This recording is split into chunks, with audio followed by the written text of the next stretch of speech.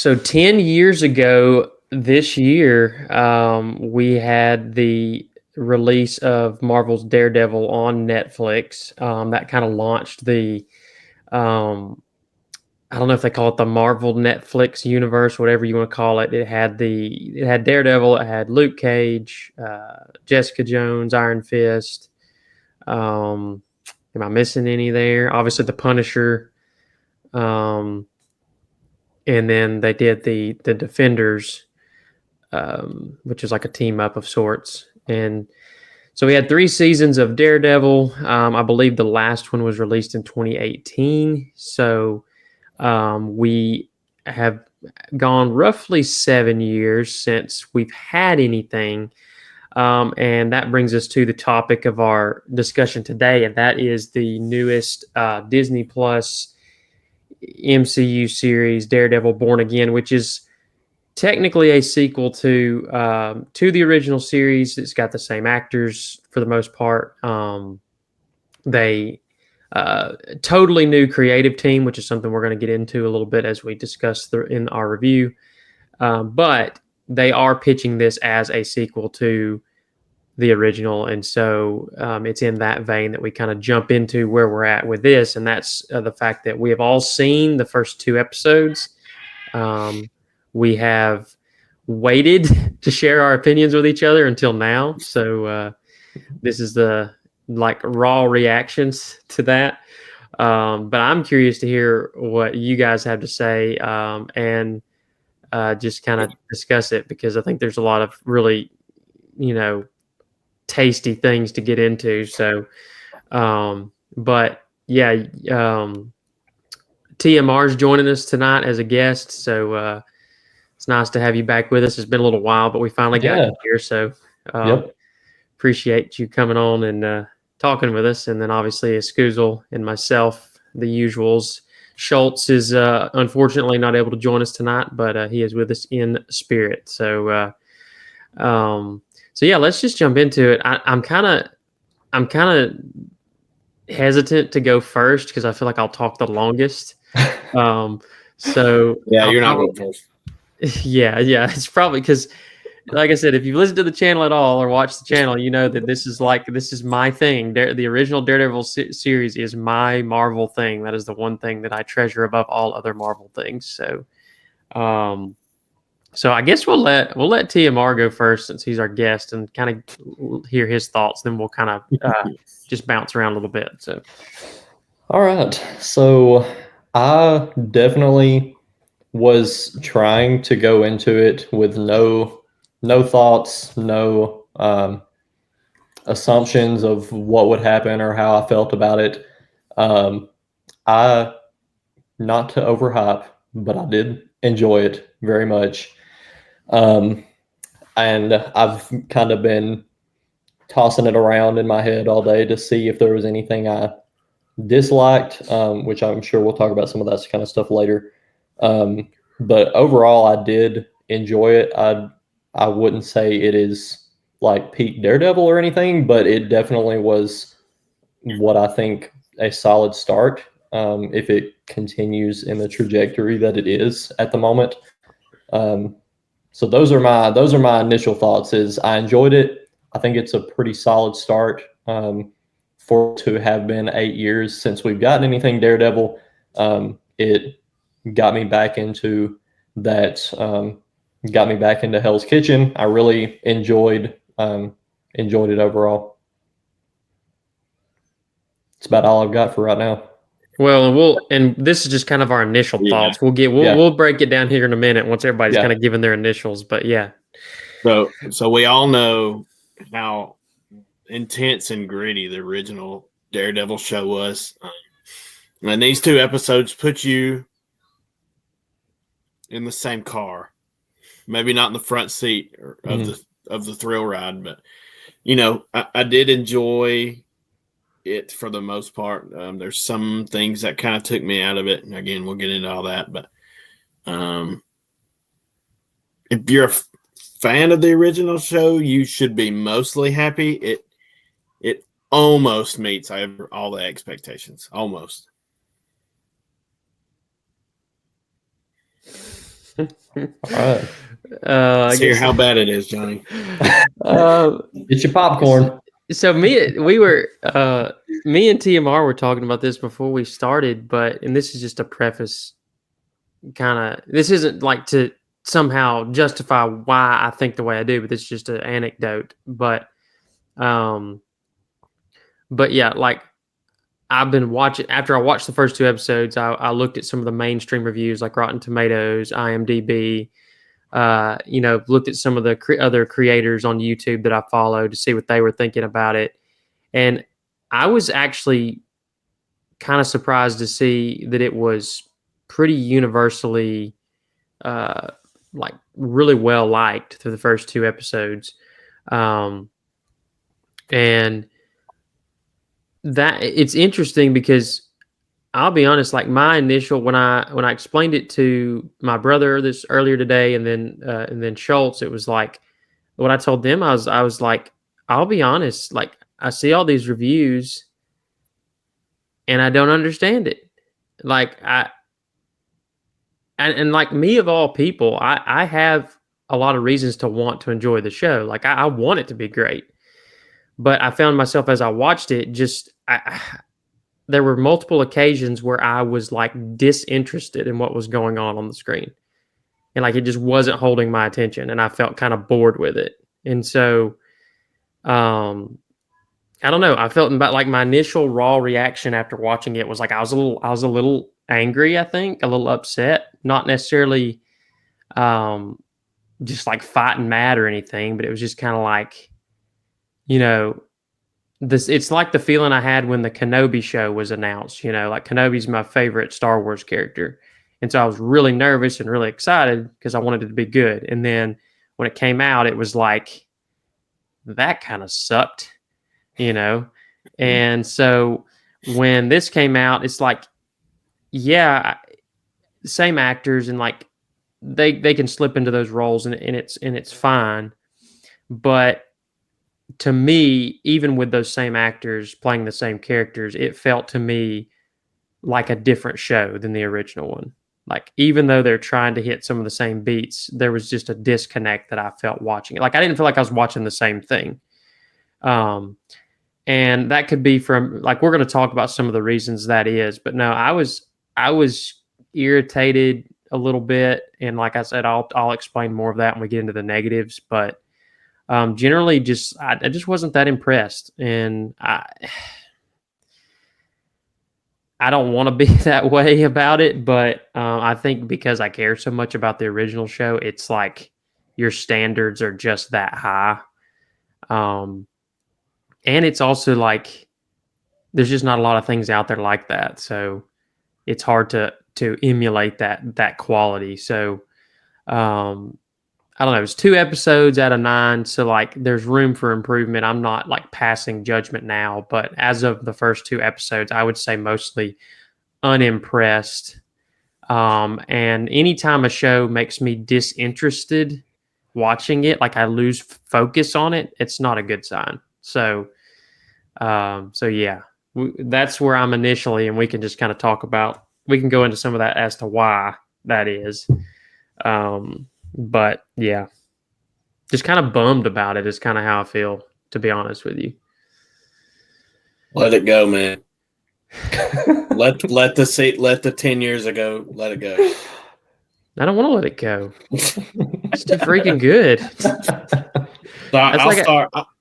It's like I told before you jump in though, like that's like I told TMR. It's like I've been rewatching the original show the last few weeks, and so I'm on season 2, and so like I can, because I just watched an episode of it today, I can compare them apples to apples and go, okay, this is good, this isn't, because I'm watching them basically side by side, and it's hard not to compare them and go, dang, that one's way better than that one is. And it's like, so when it's that fresh on my mind and I'm rewatching it, it's like, yeah, I'm gonna have an easy time comparing the two because, I'm watching them both at the same time.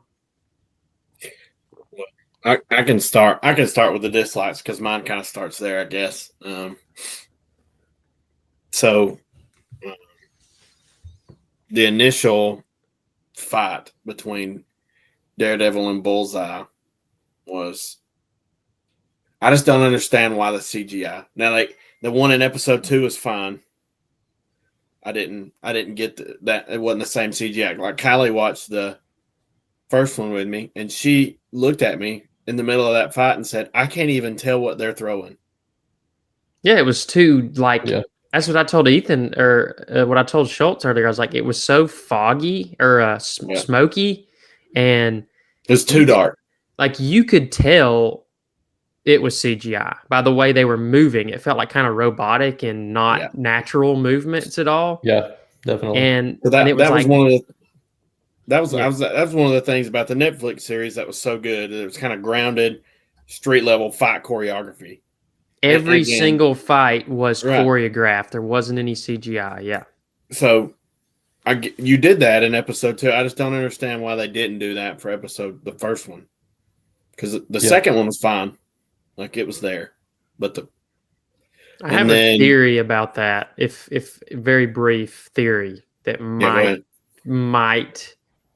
I'm not saying I want this to be the case. Like I don't like the scene that much at all because like you said, CGI to death. It was the one sequence where they're like walking up the steps, like super slow motion. Like I'm like, I think they're trying real hard to be like the original show with these sort of long extended shots, and it's just like not.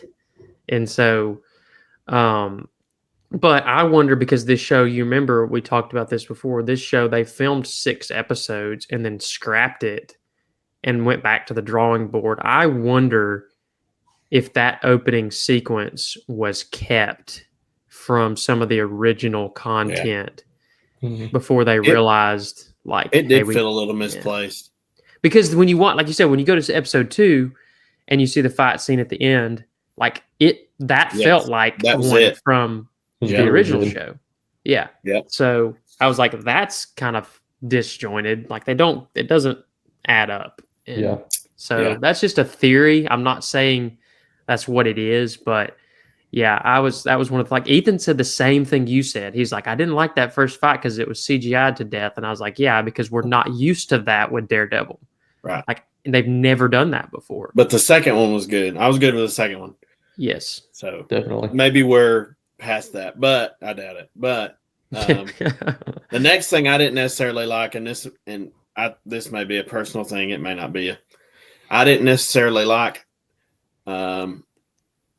So I love. By the way, for those listening, watching, this is a spoiler review, so we are going to go into. Sorry, I should have said that at the beginning, but we all knew Foggy was going to die. I loved that it was right at the beginning because man, pulled me in right then. But that when Foggy died, Karen's separation felt a little bit rushed. So it kind of made it less impactful to me than it should have been after what they'd been through the first 3 seasons. And then does it feel like they just kind of this is how it felt like to me, is that they feel like they drop you in these situations and expect you to know information that you don't know. Like there were some times where characters like all of a sudden there's this stuff that happened with Fisk and his wife, and it's like they explain it, but it's like at the initial beginning of the first episode, there's things that they don't explain to you what happened, and like there's time jumps, or it's like there's this and there's that. It's like it's kind of vague. The time jump, I think, just felt like, I don't want to say this, but they just felt like the writers were too lazy to. They were either too lazy or they didn't trust themselves to kind of take that on, I guess. I choose to think that the 1-year gap implies how Matt Murdock usually takes on the trauma that he has, which is he moves on quick and he tries not to look back at it. So I'm hoping that's what I assume that's what they're trying to imply, but they didn't. Maybe they just didn't trust themselves to convey that, I guess. So,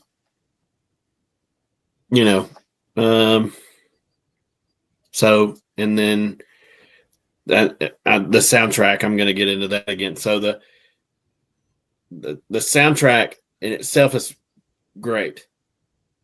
But in these first 2 episodes, it leaned a lot into the main theme.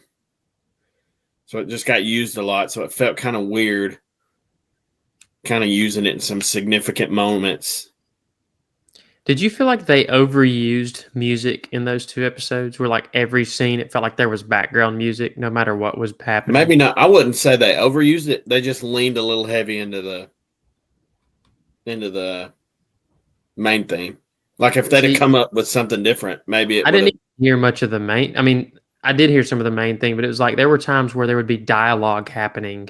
Like Kingpin would be talking in his office, and Yeah. there'd be dramatic music playing behind him, and I'm like, can we just have like a dialogue scene with just dialogue? Because like you had a lot of that with Daredevil, the original 3 seasons, where it would just be like city noise in the background, like horns honking and people walking by and dogs barking, and it's like and people talking. It's like more organic, realistic environments. It's like in this one we're playing this sort of violin music in the background, and I'm like, this feels very like out of place. But that's I just know me. we're going to get into the creative team a little bit, and I don't even know who all is behind the creative team, but um, it did kind of. I was reading a little bit about some people did take issue with it. Was like whoever was on the creative team didn't fully appreciate just the what's the word I'm looking for, but um, like the impactfulness of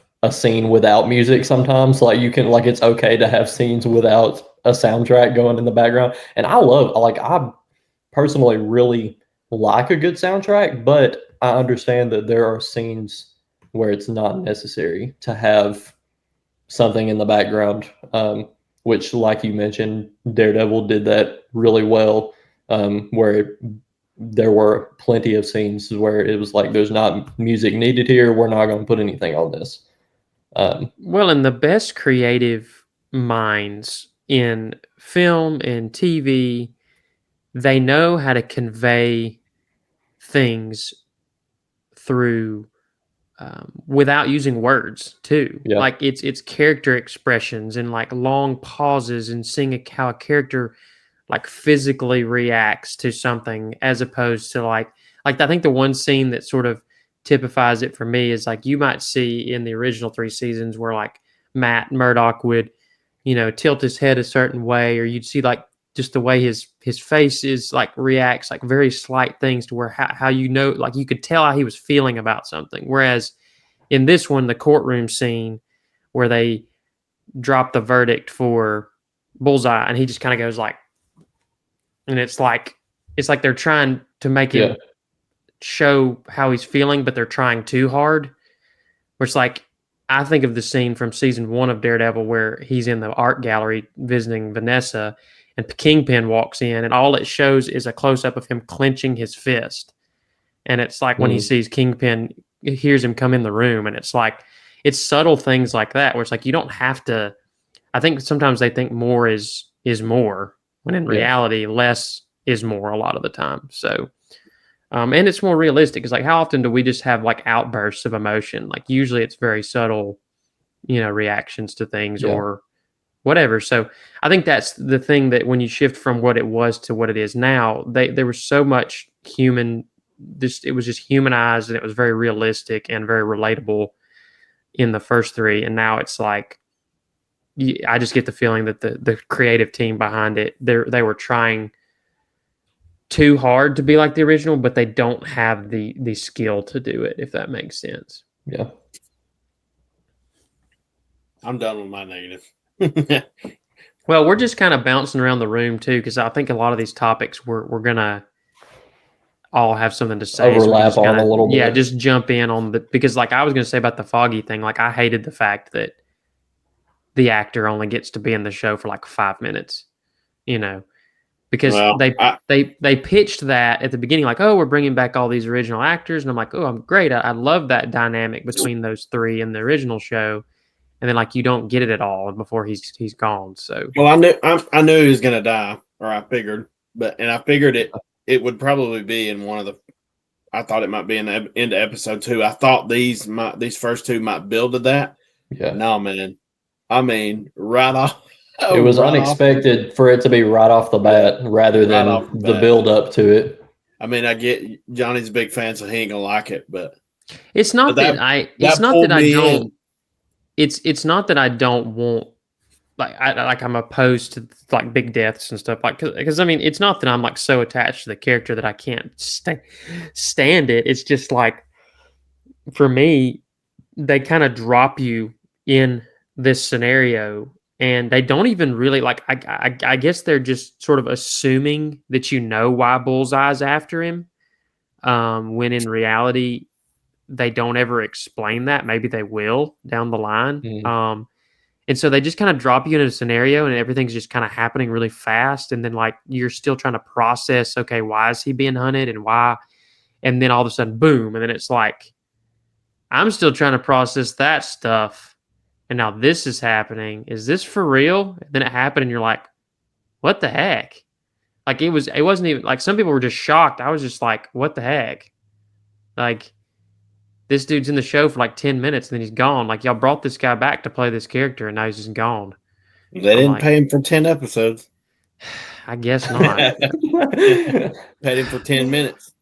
I mean, I get why they do it, and I think it's effective to kind of set the stage for what comes after. But I would have rather them maybe drag it out most of the first episode and make it happen at like the very end of the first episode. You know, to set give us some background. It's like why, like how did Bullseye get out of prison? You know, why is he after? Like that's what I was saying. Like when they jump into this season, it's supposed to be a sequel. But they don't give you any developments in a lot of areas to like why characters are where they are. And like Bullseye was having surgery made on him last time we saw him, and he was, a prisoner and, going to jail, and then all of a sudden he's out on the street and free. And so it's like, how many years have passed since season 3? We don't know. Like, it's just kind of like very vague. And so, well, and I think I like that this kind of pushes that is, I mean, it's Daredevil Reborn. So, that event is what kind of pushed him to his line. And then, ultimately that's when he crossed it. So, I get that's why that's kind of the catalyst, I guess, for really the series as a whole. So I get why they did it. Like, if that doesn't happen, then he doesn't hang up the horns and we don't get to a year later. And, so I think, I mean, it may not make a whole lot of sense now, but I'm thinking it may end up making a lot more sense as we go on. Yeah. And maybe if they'd have just added a little bit more background information, it would have, to me, made it a little bit more of a smoother transition. Because, like, I get the creative decision, and I don't necessarily fault that, but I think you just kind of like it just kind of happens really fast, and it's like you're still trying to figure out where in the timeline you are from the last time you saw Daredevil before it happens. And so like I was still trying to catch up with like where are we at? How long has it been? And then like all of a sudden like, hey, I need to chill out and slow down so I can figure this out before stuff starts happening, But no, I mean, I don't have to like it, but yeah, that first scene, it was just kind of a mess to me, the CGI fight, and then like that was kind of just there, and then it jumps and it's like, oh, now we're doing this now. And then when you were trying to figure out what all was going on in that scene, now you got to figure out what's happening a year later. So it's like a whole, well, to be honest with you, everything from a year later on, don't have a problem with. The scene with Matt and Fisk in the diner, I thought was like it started. I thought, man, this is gonna be cool. I thought, here we go, we got another limo scene like from Captain America 4, but I thought that dialogue was really good. I thought the dialogue got better as it went on. I think it starts out kind of choppy and then definitely. But that's kind of how a real life conversation most of the time goes on anyway. But the tension, I like the tension got more and more and more until Matt just stood up. So Yeah.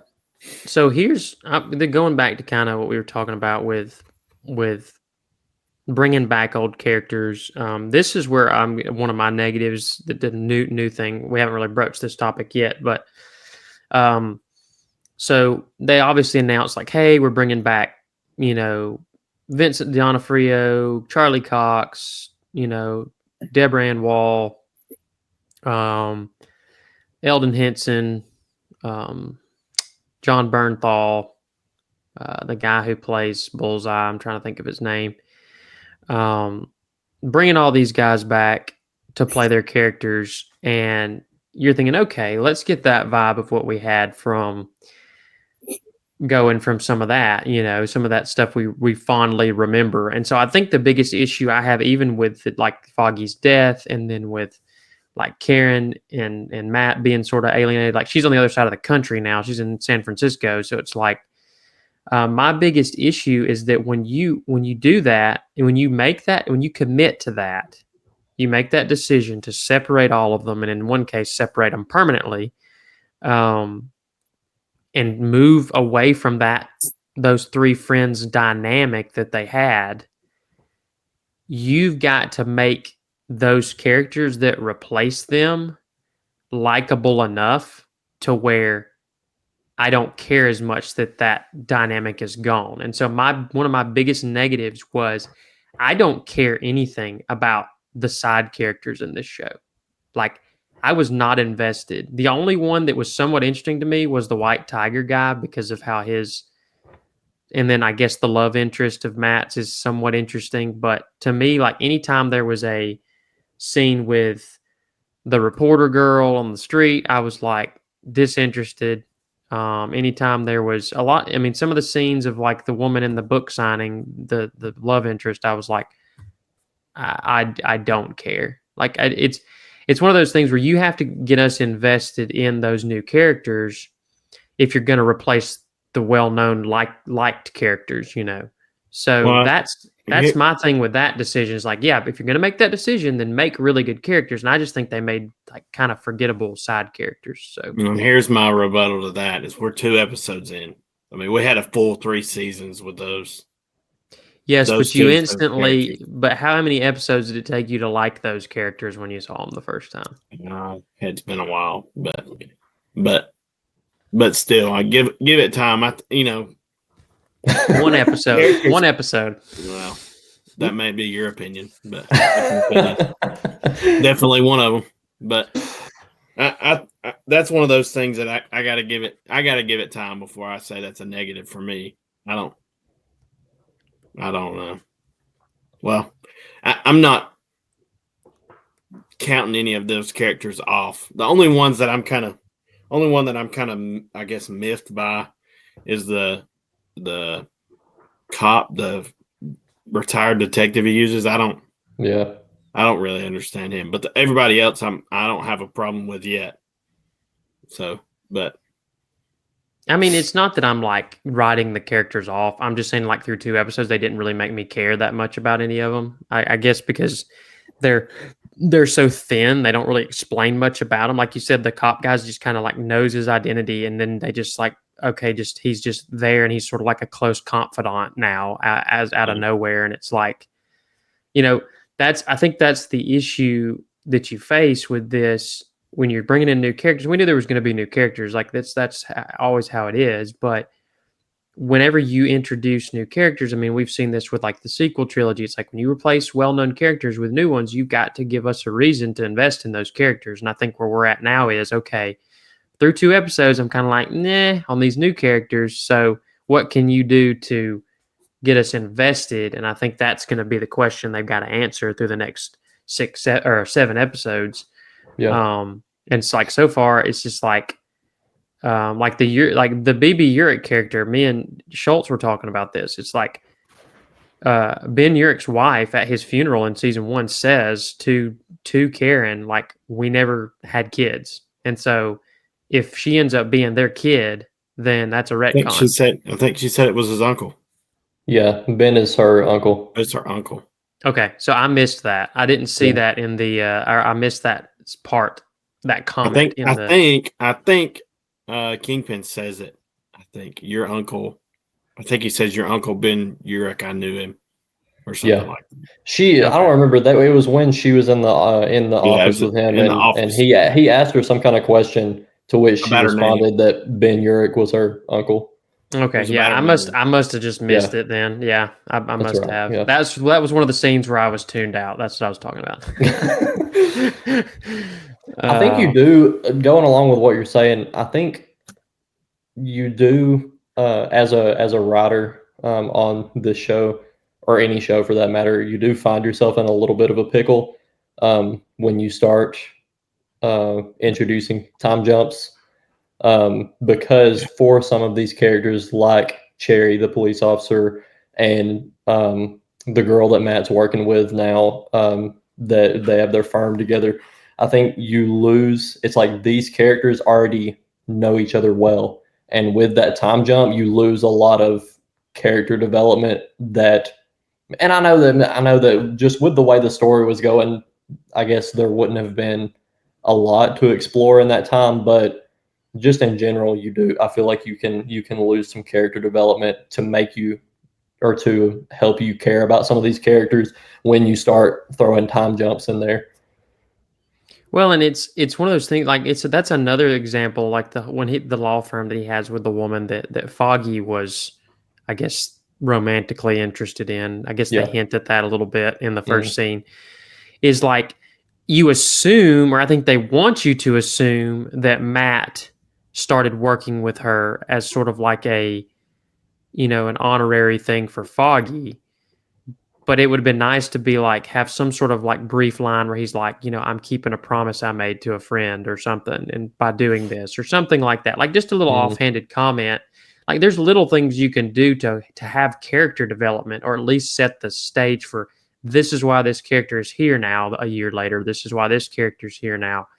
And so I think they're just expecting us to pick up a lot of stuff, but they're also moving at a kind of a fast pace. So it's like, okay, if you're going to keep moving at a fast pace like that, you kind of, you need to, you don't have to do it in like big neon letters like every scene you're in, like like I said, just like Yeah. offhanded comments like that can clarify situations would be appreciated. And I think that's kind of where I feel like they've got to improve on if they want to, if the show is going to get any better from where it's at. So Well, and I think the more I think about it, the more I think I agree with you that a lot of that first episode may have been left over from what they scrapped, because the second episode is,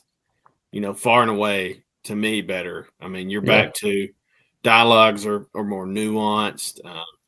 Things that they do, just the characters do, or they're deeper reaching. That the second episode is where you get a lot of connections to the greater narrative, I think. So I think maybe we're going in the right direction. I think I'm with you though with the lot of, maybe the first episode was maybe leftover stuff. Like Yeah. maybe they just kind of pieced it together to get the story started, maybe, and then maybe they've maybe, and it's also just like weird stuff. Like in episode 2, where I think it's episode 2 where they sort of reveal the White Tiger's identity.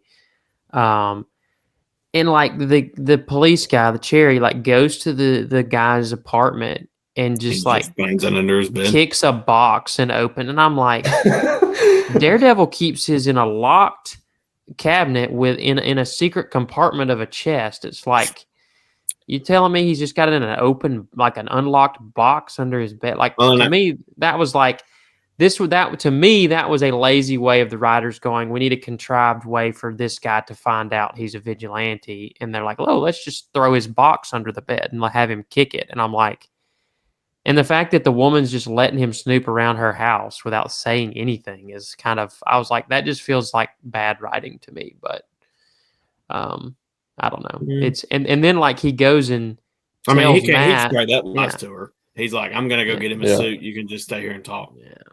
So, yeah. I mean, I guess, but I don't know. mean, and, you know, everybody. I have no idea how I'd react in that situation if my significant other was accused of killing a New York City cop.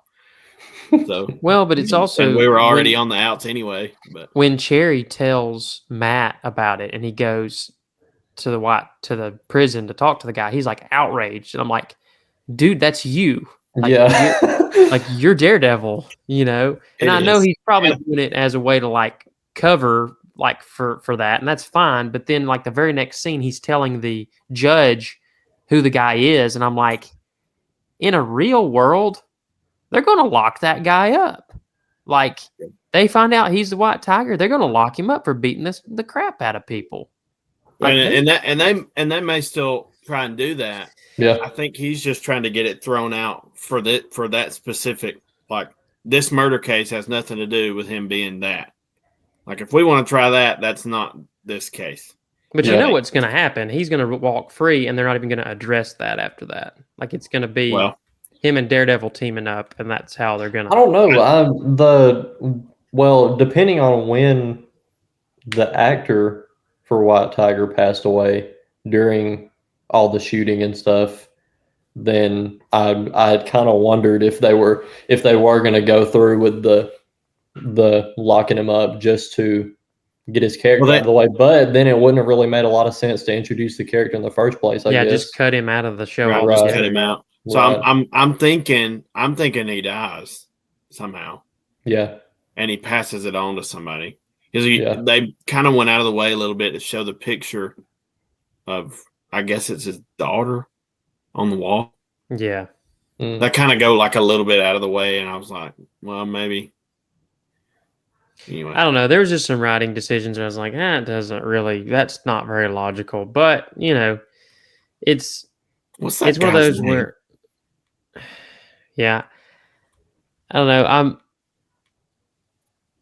I'm hoping it continues to improve. I don't understand. My main thing is like I get that people may enjoy it, but like it having like a 95% audience score on Rotten Tomatoes and a 9.1 on IMDb, I'm like it's probably like in the 7s on IMDb, and it's probably like. It's in the. Let me pull. I had it pulled up. Yeah, I mean, like I've said at the beginning, I enjoyed it, but it shocked me as well. To see anything above an 8 on IMDb is impressive. Well, the original show is an 8.6, and it's so it's higher than that, which is insane to me. Episode 1's at 8.8.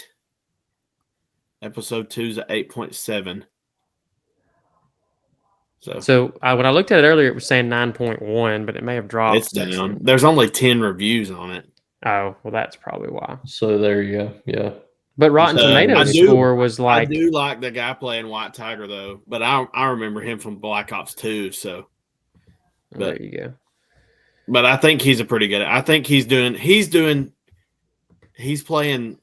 that role out, struggling vigilante. He's kind of acting that role out pretty well, I think, so far. Again, I don't, obviously that may have been why they scrapped it too, because after he passed away, it was kind of like, well, what do we do with this character now? Right. Yeah. So right now we're sitting at, it's got it's down to a 90 on the audience score on Rotten Tomatoes, and it's an 82 on the critic score. So it has dropped some. And it'll probably keep dropping as I don't want to say normal, but not like when somebody watches something and they love it, they're going to go review it right then. Right. But then when somebody's like, I don't know, let me think about it, it may take them longer. I'm definitely guilty of that. Yeah, like I'd probably have it in like the high 60s if I gave it a percentage so far. Like that's through 2 episodes. Like that could easily go up. It could easily go down. But as a whole, they've got IMDb's got it at 9.1. I was just looking at specific episodes. Yeah. So that don't make sense why they've got it at a 9.1 and the highest episode's 8.8.